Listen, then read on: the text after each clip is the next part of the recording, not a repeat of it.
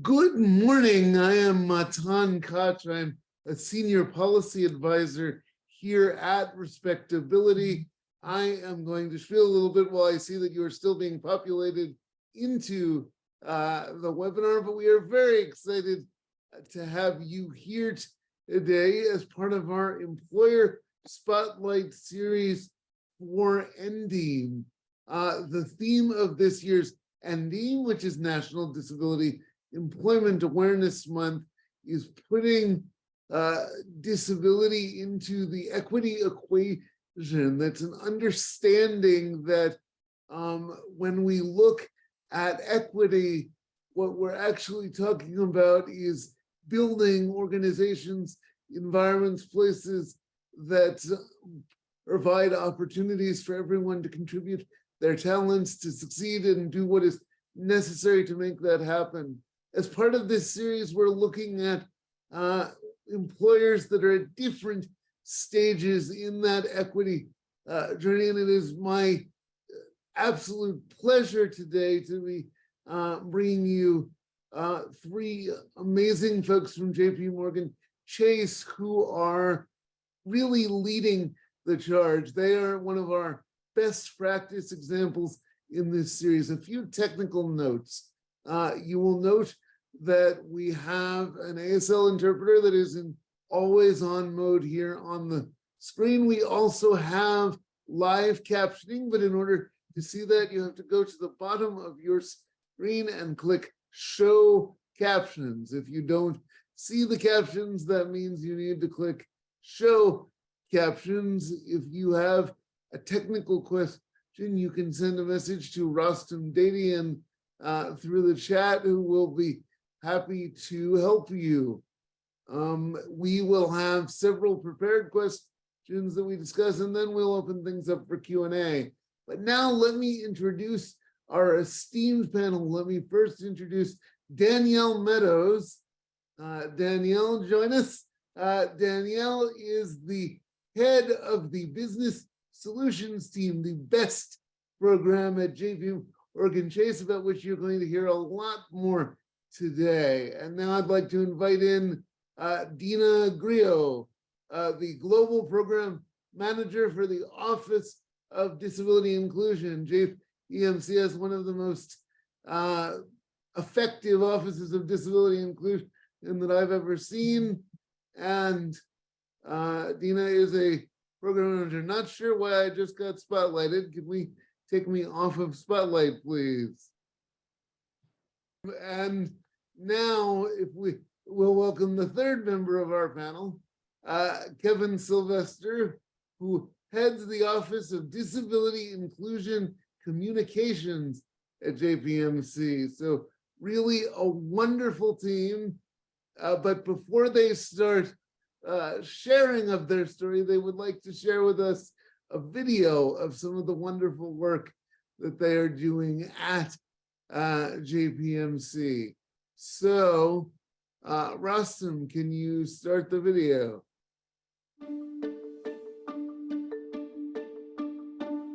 JPMorgan Chase's Business Solutions team is our firm-wide expansion of diversity and inclusion to include neurodivergent colleagues from the IDD or intellectually and developmentally disabled community. My role is part of the Best Squad. I've been working here for almost 2 months. Never thought I'd be in a corporate office job like this in my whole entire life. BEST is a program that allows individuals from the IDD spectrum to be able to come into the workforce and utilize their skill sets and their capabilities that is aligning directly to the tasks that we have within the firm. I basically just get on the computer, make sure addresses are correct for different businesses across the world. I do the matching addresses and locations, and I also do research. We are working with our sourcing partners, and we do skills assessment, see if we have the right talent, we find the right jobs that fit those skills and match them together, and then we do 60-day apprenticeship, kind of like our interview period. The value proposition is identifying parts of process as a component of a process where that task could be performed better by a person from the IDD community than their neurotypical colleagues. And you could think iterative, repetitive for a neurotypical colleague, what we identify as a poor motivational fit. We have empirical data that shows our guys will knock this kind of highly iterative workout with very, very few errors. Working on the computer? Yeah. You just do you work pretty fast on the computer? Yeah. Our guys are better motivation for that work, so we've had no attrition, very, very few absences, but most importantly, it's better quality work. I just focus on the job at hand. I try to the best of my ability, and I'm happy to be here. Makes me feel really smart. I'm learning a lot. I'm learning more every day. We've had good success in Dallas, but we would like to take this to other operations and other strategic sites within JPMorgan. In fact, our goal is to hire 500 employees in the next 5 years in this space. There's many different stigmas that's attached to working with individuals within the IDD spectrum, but what you've heard, what you think you know, may not be true. I think one of the most important things to consider about what we're doing is nothing about this is charitable. We're not taking in resumes and finding stuff for people to do. Everything we're doing is fully integrated into business process, value added, and sustainable opportunities. We've seen this can work. It will work. It is working. Go Chase. I never thought I would be here at JPM Chase. I thought I would have been stuck at movie theaters and doing that for the rest of my life. It's a great job, and I'm glad I get to work here.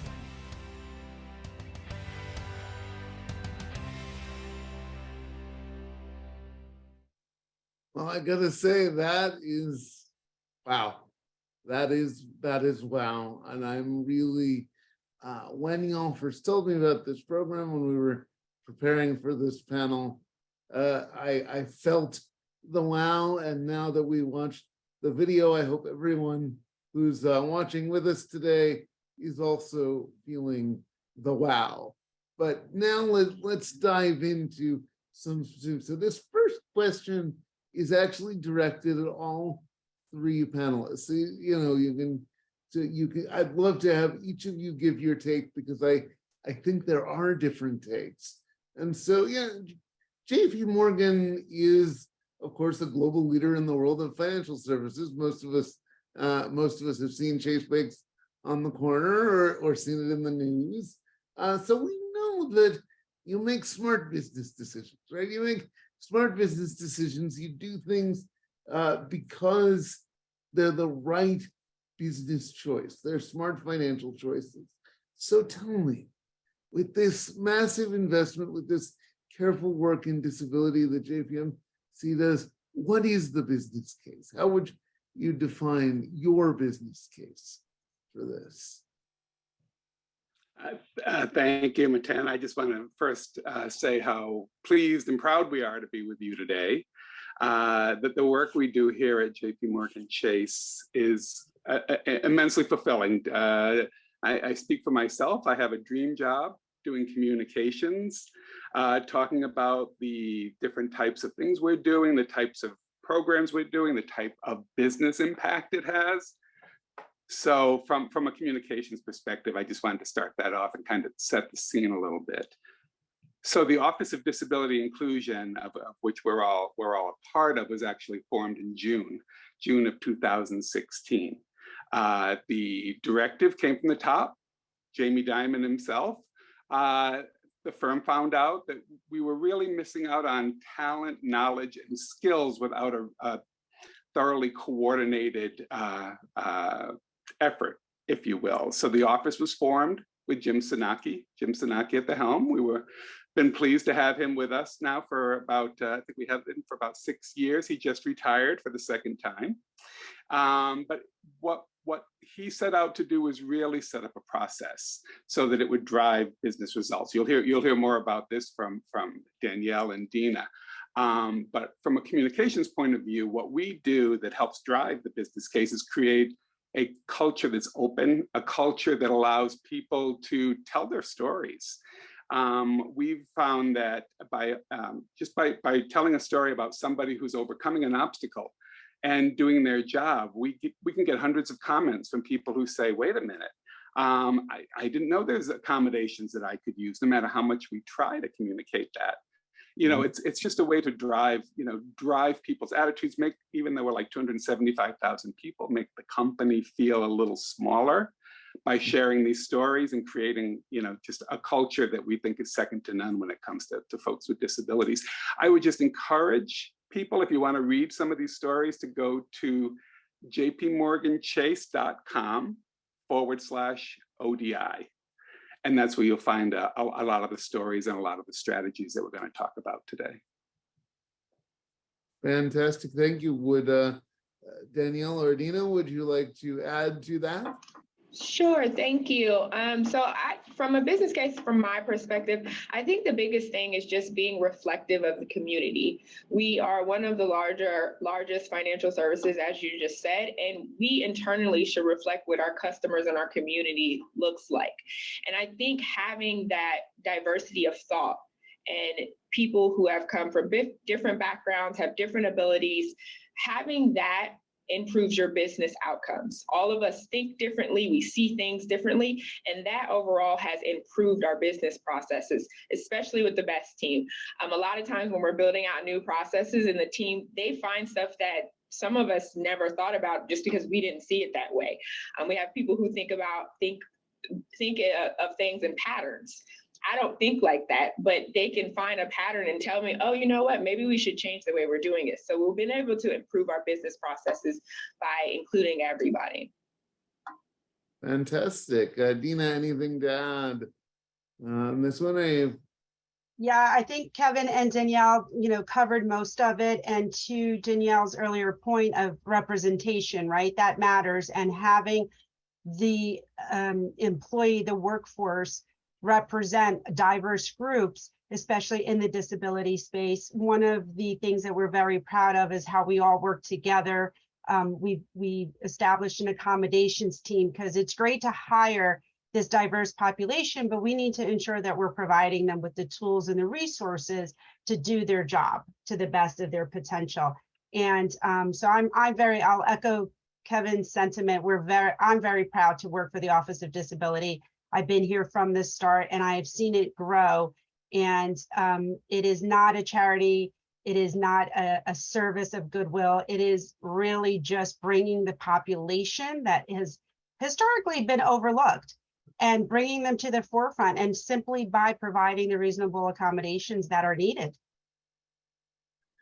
Thank you. And I want to commend to the audience. I know my friends here on the panel already know this, but there have been studies done, perhaps the most notable being by the firm Accenture in conjunction with Disability:IN, that show on a macro level that all of these insights that were just offered by our panelists are in fact reflected in the bottom line of firms that choose to embrace them. We won't dwell on that today, but that data is available, and you can even find it on the RespectAbility website if you are so inclined.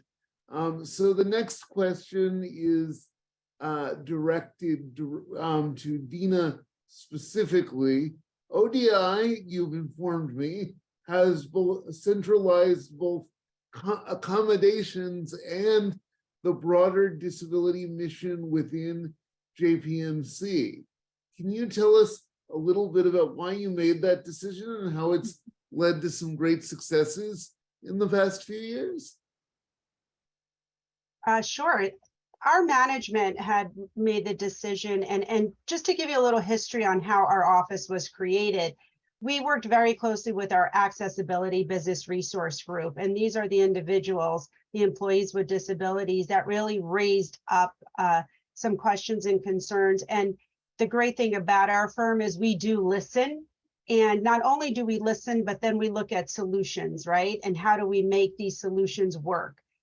From there stemmed the Office of Disability Inclusion. We had our Autism at Work team, and we have our BEST team. And it just made sense to bring us all together under one umbrella, because when you bring these impactful groups and these minds, great thinking minds and representatives of the community, we work together, and it just makes a good business sense. We looked, when we created the program, we really looked at our guidelines, our policies at the firm, Did they include our employees with disabilities? Did they go beyond? Was, for example, our fire training, did it include what would you do with your colleague who has a disability? Even our security videos, everything really needed to have the employees with accommodations and disabilities in mind.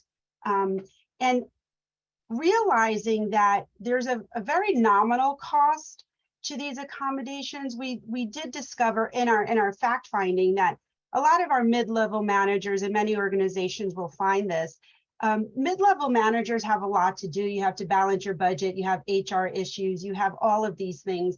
And they were bubbling up and saying, you know, this is too expensive. And we look back at it and it really is not expensive, but we created a centralized budget.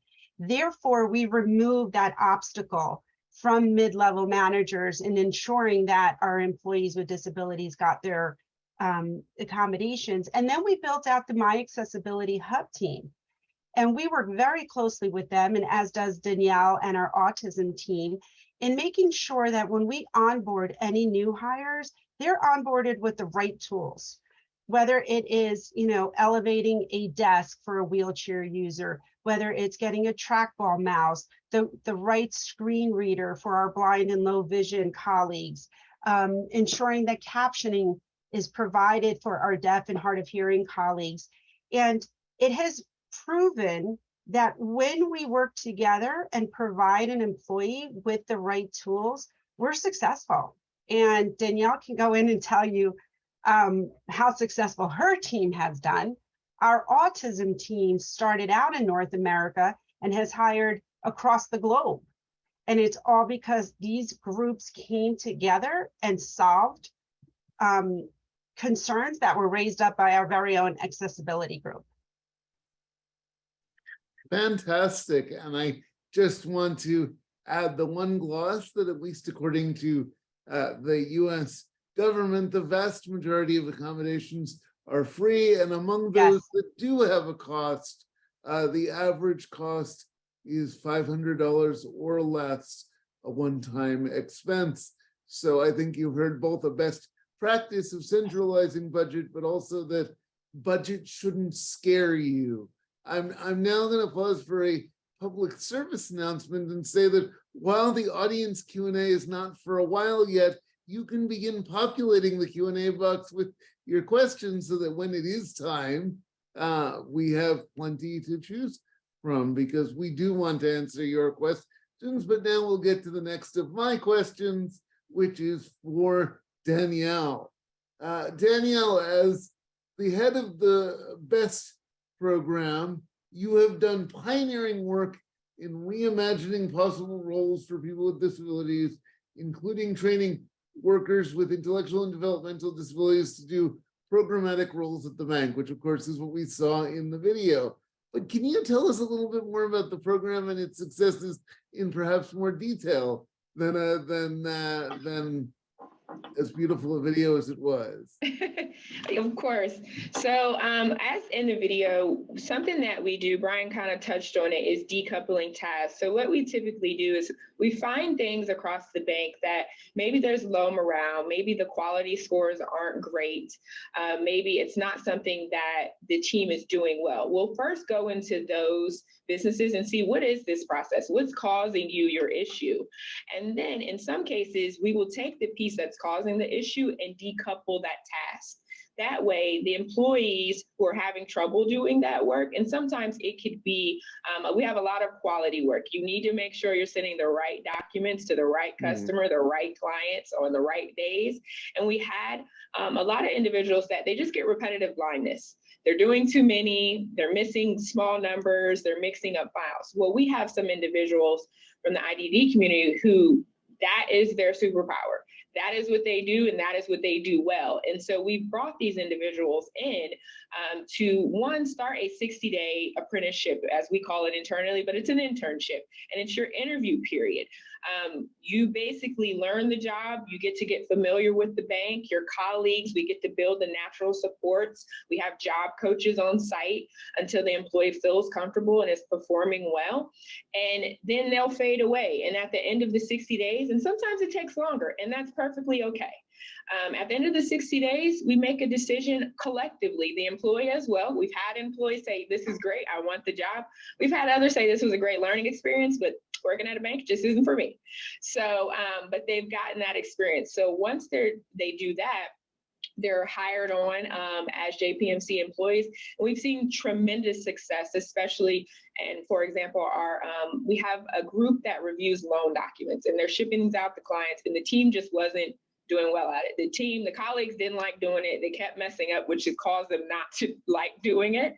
And when we brought in our current colleagues, they elevated the entire team. They find all the errors for themselves and their team. They're not getting fines. They're allowing the team to get other work done that was causing them to mess up on the work that they were doing. And so the entire team is happy, elevated, and they're also seeing and learning that, all of us are different. All of us do things differently, and we all can do it well together. And I think that's some of the successes that we've had with BEST. The biggest part, I think one of my favorite things is the job coaching piece. The job coaching piece, I used to be a trainer, and so to see job coaches just come in and build that rapport, that support, and coach that team member along, and then eventually what we've seen is the team will take over. We've had job coaches here for a week that are supposed to be here for the 60 days, and the team's like, we got it. And they're able to go do what they want, and the employee learns what they need to, and they're able to integrate with the team, and it's a natural thing that happens. So that's some of the successes we've seen with BEST so far. That is really fantastic. I think it flips the script, right? It's and that is so important and exciting when we're looking at innovative ways to bring disability into the equation. So thank you for that. And now my next question primarily is directed at Danielle and Dina. Of course, Kevin, if you want to chime in, I don't think anyone's gonna cut you off, but with a company that has made such a strong investment in disability, taken such a lead, you must have an accommodation strategy that goes beyond we do the legal minimum as required by the Americans with Disabilities Act and the EEOC. Well, can you tell us a little bit about your accommodations process and the philosophy underpinning that process? Sure, I'll be happy to start. We have two ways, right? So we have when you're a new hire into JPMorgan, as you're being onboarded, in addition to the EEOC self-ID question, we ask, do you require reasonable accommodation? Explain what it is. If you check off yes, the accommodations team then has an interactive conversation with you. So we're very personal. It isn't just check off the box or what you need. They will actually reach out to you, have a conversation, understand what tools you need. The goal is to ensure that day one, you have everything you need. Sometimes it doesn't work, things are a little delayed. But the fact that the team, they're a wonderful team. The fact that they actually have this dialogue with the new hire and to better understand what is needed. And then they take it from there and they work with our health department, they work with the colleague, and they work with the manager. So they're ensuring that whatever is needed. And as mentioned earlier, there's a centralized budget, so cost is not a factor. It's just ensuring whether you need to, as mentioned earlier, adjust a desk, sit someone a little bit closer perhaps to a health office, or is there too much noise? There are specialized headsets that we can order for the individual, but we can't make, and we never do make any decisions without the employee or future employee telling us what they need. Wonderful.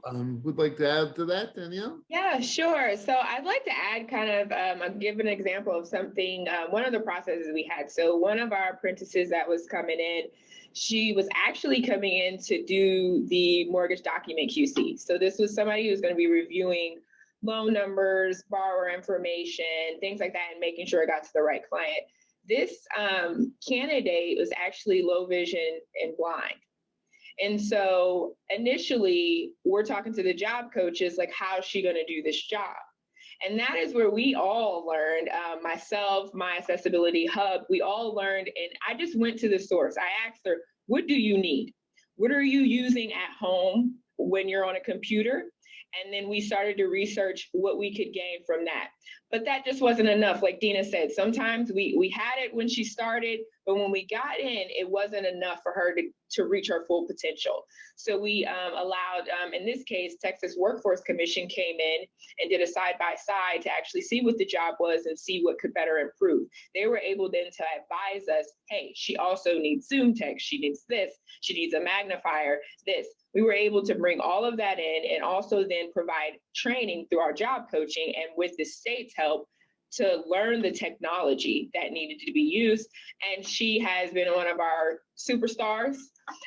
She gets no quality errors. She loves what she's doing and she's able to do that. And that is just an example of when you open your mind to the possibilities that what an accommodation can do. It doesn't matter what cost what cost it is. But if this is something that can allow someone to gain their independence and do something that they actually want to do, there's really no cost to that. And so that's been something that I've learned, that we try to, when we meet the person, we know that the candidate's coming in, we try and have everything they need day one. But we learn once we get to the job that it might need to adjust a little bit, and we're completely fine with that. Well, that's really fantastic. And I want to hone in on something you said that maybe you want to add more to, maybe we just want to let it sit as the powerful statement it is. When you were discussing the example, you said that the accommodations worked to some extent, but were not enough to help her achieve her best or full potential. And, you know, can you expand for a minute philosophically the difference between, you know, getting someone over some arbitrary line versus maximizing their contribution and their ability? I surely can. In this situation, and then a lot of the employees that I've met, it's not necessarily that they can't do the job. It's all about making it possible. It's not that they can't do the work. It's not that they don't have the skills or the talent to do the work or the motivational fit. It's that there's something hindering that. And in this case, it was our technology. Our technology was not up to par to what she needed to do the job. And once we were able to put that in place, now we know for other employees across the firm, next time I have someone similar situation, I know what to order, I know what to get, but I'm also learning that it's dependent on each person. So maybe this works for one person, but maybe we'll have to cater it a little bit more for someone else. So I think that was something big, because our unconscious bias, everybody has it. It comes for us sometimes, and it's like, well, how would she do this job? But that's just looking at it on paper. Technology allowed her to do the job and do the job well. And even though she may have not known what she needed, we were all collectively working to explore what can make this possible, and it has worked. Well, that is just fantastic. Thank you. Shall we move to the next question? This one is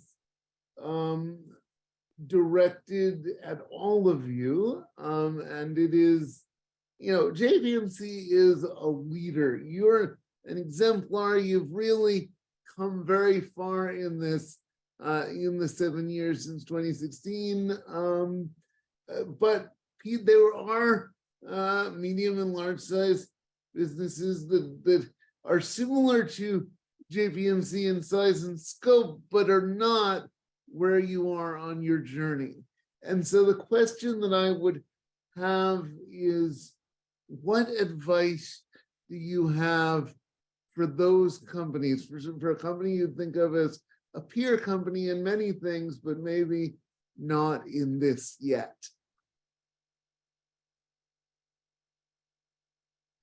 And any one of you can go first. Don't all start at once. No. Okay. Sorry, I think what we all can agree, Danielle. I think I may have frozen, so I'll turn it over to Danielle while my internet connects. And I'll take myself off of mute. So I'll start. I think the biggest thing it is that I've learned along this path that we've learned is just start. Like, don't overthink it. Just start, jump in, start having the conversations. A lot of us sometimes, we're competitors, we're in the same fields, we're competing businesses. Doesn't matter. At the end of the day, we all want to achieve the same goal. And this is a bigger picture. This is for humanity. This isn't just a business case. And so I think what we've done is I talk to our quote unquote competitors and different individuals in the industry, and we're all getting best practices from one another. And I think that's just the biggest thing, is to just dive in and keep an open mind. Just because you haven't done it, or it's not in your policy today or your procedures, doesn't mean you shouldn't be adding it. And so that's something I would just say is just dive in. Fantastic. Just dive in. Who would like to add to that? So I can add to that. I think Danielle's right. We're not competitors when it comes to accessibility, and we learn from each other. I don't hesitate to call any of my colleagues in any of the other banks or the big firms, whether it's Google or Microsoft. We all, if there's an issue or a concern, or even just coming together to work on solutions or ideas. One innovative thing that I can say JPMorgan did for our employees to go above and beyond their work environment was we actually worked with our global security team and got access bracelets for individuals who otherwise couldn't reach the turnstile or couldn't move their arms. And that's something where we partnered, right? So we heard the concerns, we realized it was something, we found a solution for it, and they're always upgrading. And now it's part of the fabric, right? Every time they upgrade their turnstiles, they're thinking, okay, how about an individual who can't reach the turnstile or can't open their wallet for their badge or whatnot? And we share that story with our colleagues. And now some of our colleagues in other businesses are doing it. The size doesn't matter. The concept of accessibility and hiring talent, and again, I want to emphasize that we do hire qualified individuals who just happen to have a disability, who just happen to need an accommodation to make their job a little bit better, right? I mean, I wear glasses now, so I don't hesitate to say, oh, I need to use the Zoom feature in our Microsoft in our tools today. We want to ensure, in any company that's out there, listen to your employees, listen to what those that are doing really well are doing. We've made our mistakes. Everyone makes their mistakes. The important thing is to learn from them, and we have. And share the stories, share your challenges, share your successes. Google, there's research out there from organizations like JPMorgan. We partner with a lot of nonprofits. What we do in addition to employees, right, is we're branching out into our consumers and ensuring that they are part of and our community, right? We're ensuring that we have the right tools and services for them as well. But it's important to listen to your business resource groups. It's important to read stories. Kevin mentioned earlier, we share a lot of our success stories, and it's not, again, because it's good or because it's charity. It's because it's showing and reflecting how we all work together. Thank you for that. And let me just say, as a quadriplegic who worked in a secure New York office building for a very long time, I want one of those bracelets. I had to be escorted in by security every day for like 10 years. So what an exciting notion. Kevin, you have anything to add on this one? Yeah, the one thing I just wanted to add is no matter what size your company is, I think manager education is key. We have different types of resources at JPMorgan Chase. We have resource guides for our managers, but you can go to the Department of Labor, the EARN website. You can get lots of valuable resources there, and it's important to get your managers to listen to your employees. We have one of my favorite stories is there's a gentleman in, I believe he's in Argentina, I was talking with, because he has somebody who is on the spectrum reporting to him. And we did a story on him because they have such a great relationship. And he said, Kevin, he goes, she turned to me one day and she said, "You're a terrible manager." And he said, I was a little taken aback, but I do know that, you know, people who are on the spectrum can be very direct and say what's on their minds. And I said, okay, you know, and then he goes, I went back to my team and I said, oh, he said, he asked her, why am I a terrible manager? And she said, because you talk too fast. You talk too fast and you don't give people the opportunity to give their opinion. So he went back to his team and he said, do I really talk too fast? And they were all like, yeah, we just never told you that. So sometimes it's just a matter of getting getting managers receptive to hearing that type of feedback. And then that actually helps them become a better manager all around, and not just for the person who has a disability. And I think that's such a wonderful point that we often talk about how accommodations can be universal. And it sounds like this moment of honesty improved an entire team in Argentina that was having a problem they didn't want to talk about. And I think there's a learning for us.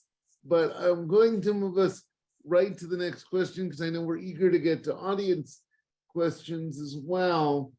And so I want to pose this question specifically to you, Kevin, and then because you mentioned that you have some very exciting answers specifically around mental health, but in general, talk a little bit about building a culture where people share openly about their disabilities and their needs, where people are willing to self-identify, because of course, you can have the best program in the world, and if people don't avail themselves of it, it does very little. So talk about how you've built that culture.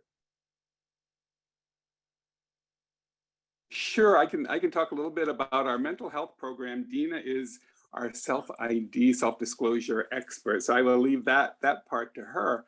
But in terms of getting people open to have the conversation, willing to share, we launched a program called This Is Me, initially in the UK back in, I believe it was 2017, where it created a safe space for people to share their mental health journeys. It's an internal program. It goes on our corporate intranet, so you can have up to 275,000 people reading your story. And what it did was it just created a culture of support, not just from the company. You know, the fact that the company is allowing you, enabling you to put your story out there. But what I find fascinating are the comments, because we allow employees to comment, colleagues to comment. And that creates such an ongoing dialogue where somebody says, hey, wait a minute, I had the same problem. And it ranges from anxiety, depression, postpartum, to bipolar, to suicidal tendencies, to some really heavy stuff. And what I find, and I'm just constantly awed by the courage some of these employees have to share their stories of, and they range from, you know, an associate to a managing director. But I think we've created that culture where people can come forward, they can share their stories. In a couple of weeks, you'll see on our website, we have a new video coming out for This Is Me, talking about the progress we've made over the course of 5 years. But it's all about creating that culture, which I think it's not present in every company. And I think that goes a long way toward allowing people to be themselves, bring their true selves to work. Great. And Dina, since you've been outed as the expert, what do you have to add to that? So I just wanted to ensure that we're addressing self-ID versus self-disclosure. And that is a bit of a confusion within our community, and even within our firm, and I'm sure amongst other firms. When you self-ID, you are self-IDing to primarily when you apply, it's the EEOC questions. We don't know who checked off that they have a disability. We just get aggregate numbers. It is important because the higher the numbers, the more we understand that there's more accommodations, there's more programs that we need to look into. Self-disclosure is when someone comes in and discloses that they need an accommodation, and therefore becomes an interactive process. You can disclose that you need something, whether it's a screen reader or a trackball mouse or anything like that, but you don't necessarily have to self-ID. What we try to remind our employees is that it's really important to actually do both. So self-ID, so that we get those aggregate numbers, we know representation matters. The higher the numbers, the more the firm pays attention, right? The lower the numbers, they're going to look at that. Any firm is going to look at that and say, well, we don't really need to focus on, that population. And self-ID, don't sit at your desk and know that you need a tool that's going to make you do your work better, faster, more accurate. Disclosing doesn't make you look weak. It doesn't make you look, not smart. It actually, especially in our firm, we want that, right? Because we don't know what we don't know. So if I don't know that you need, I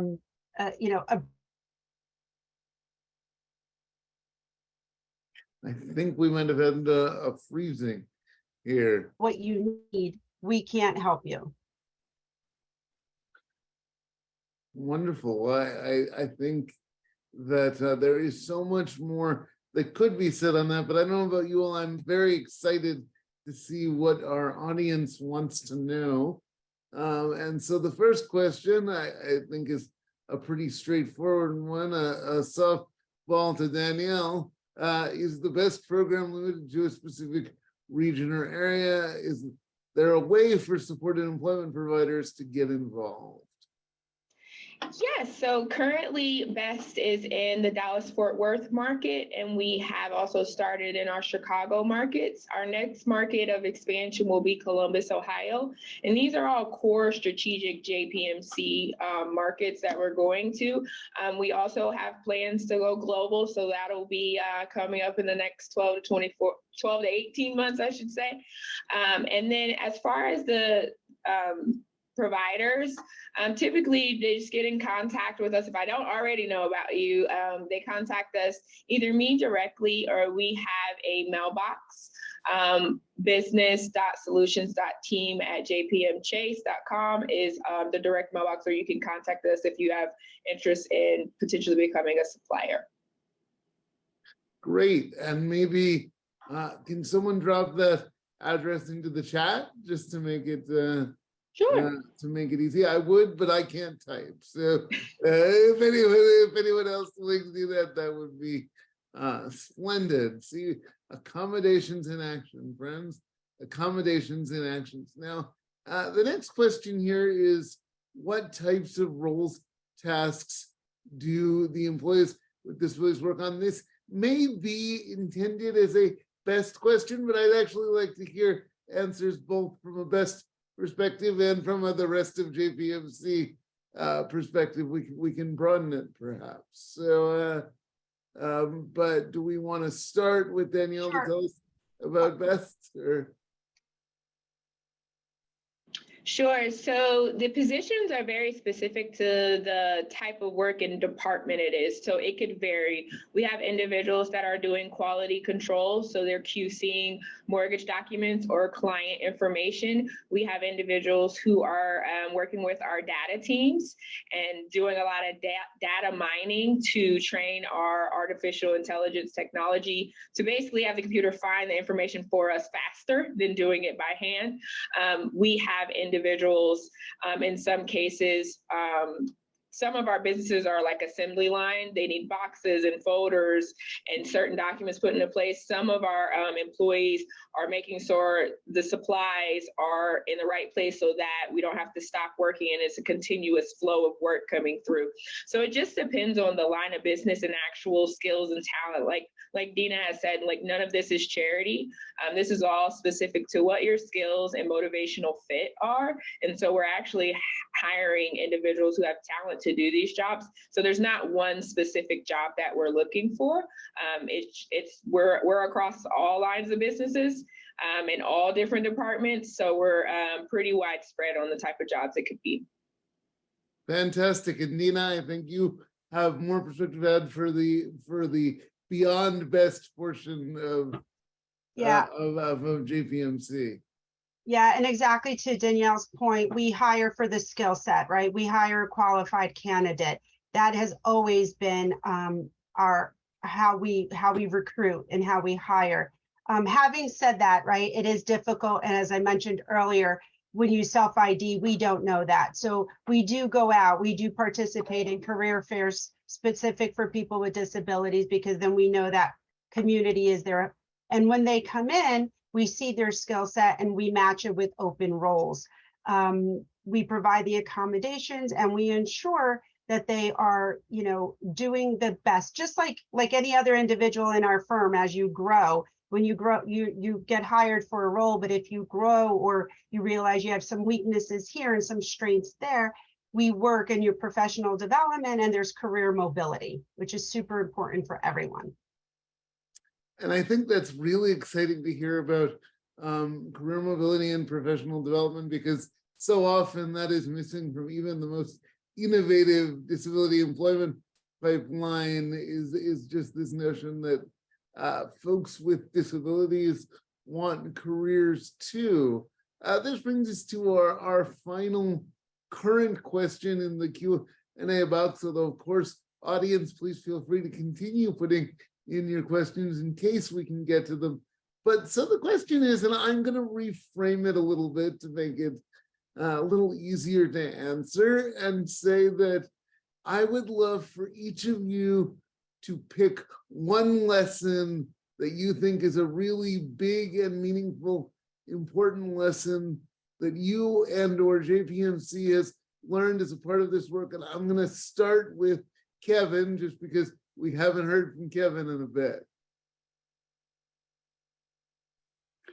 Sure. I think probably the most important lesson I've learned as a communicator is don't hesitate to talk with a person about their disability. For example, when I interview people for stories for our external website, for our internal website, I will say sometimes, are you comfortable going here? And yes, the majority of people are. And for me, I was like a little taken aback at first, because we have a software engineer, for example, who has muscular dystrophy. And she said, Kevin, she goes, I have a 24/7 home health aide. She helps put my hands on the keyboard so I can type. I need the 24/7 care and all the different types of accommodations she gets. So I think it's a matter of just having people open their minds. And if you don't know something, ask, because the person can always say, I don't want to talk about it. But for me, more often than not, they do. And that's helped me, educate me, and help me just like go wow, there's a lot of stuff I didn't know.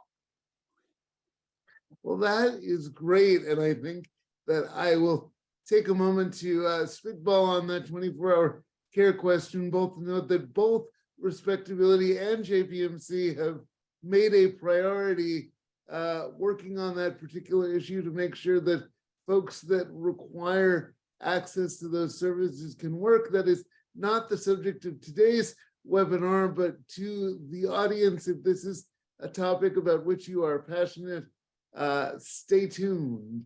And now, who would like to next offer a lesson learned?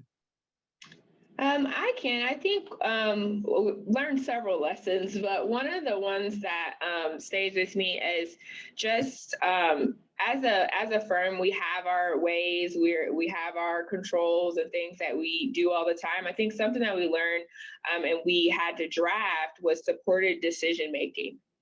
And that was, we never really considered dealing with employees, caregivers, guardians, parents, advocates. And so that was something that was new for us. And in exploring that, we had to kind of draft guidelines around for managers and leaders on, hey, there are certain times that you may need to print off that it's benefits enrollment time, and so that somebody can take it home.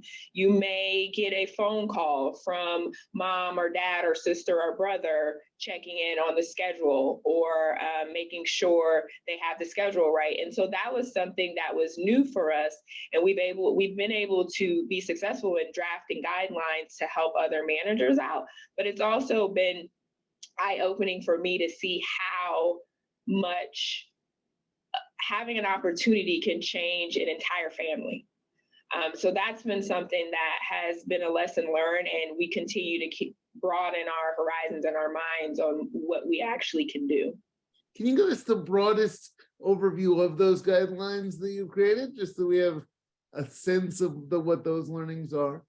Yeah, so the broad concept is basically there are instances where your employee may need or has a caregiver or advocate in that place. So let's say that we know that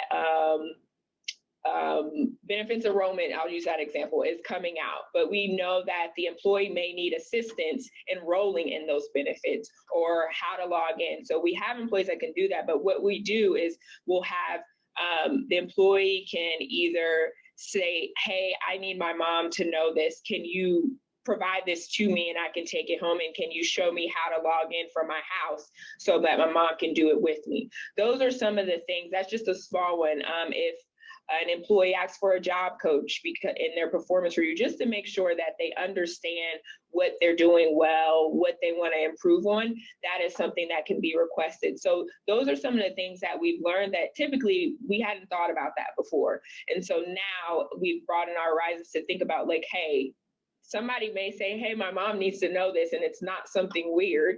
They're actually trying to do their due diligence. And in some situations, we may know mom needs to know this or dad needs to know this information. Fantastic. And Dina? I have a lot of lessons learned, especially when it comes to the accessibility of our own application. So I'm gonna mention two very quick things, and one has to do with Danielle's team. So the first one is early on when we started the office. On paper, this woman was absolutely skilled. She had all of the qualifications for this role. We hired her, they interviewed her, they knew she was blind. That didn't matter, like I said, she had the skill set. So one of the first questions we asked was which applications will she be doing for her role and are they accessible? We tested it and we found out that of the 5, only 2 were sort of accessible. So here is a woman, right? Yeah. So here is a woman who could do the job. She, had all the skills we're looking for, but because our applications were not accessible, we couldn't hire her for that role. We did hire her. We found another role that was just as important. But what that did for us was that made our technology team say, we have to review every application we have. And if it's not accessible for the next upgrade, we'll make it accessible. So that was a really good lesson for the firm across all our lines of businesses. Our second lesson, and it wasn't really a lesson, but it hit home because it affected our business, is, and Danielle, please chime in, is Brian Gill, who headed up BEST, realized that we were losing our employees because they were on SSI, which is our Social Security income, and they had their limit and asset.